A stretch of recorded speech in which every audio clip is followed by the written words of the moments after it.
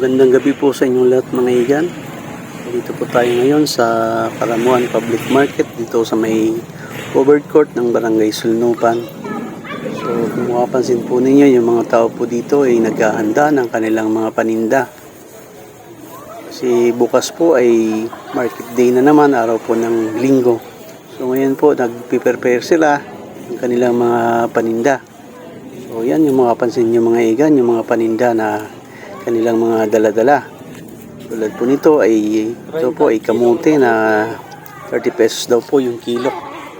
Dito naman po ay yun, may mga dala-dala din na mga paninda para ipopwesto sa kanilang mga yan, pwesto din.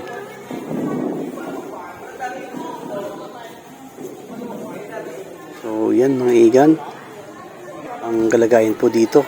Dito naman po sa may side na po ito ay meron naman nagtitinda ng kamuti, tsaka mani, kalabasa. Yun, mapapansin po ninyo, kunti pa lang yung kanilang mga paninda kasi nakalagay pa po sa sako. Naman po sa may bandang dulo yan, may yung kanilang paninda. Yung iba ay nasa sako din.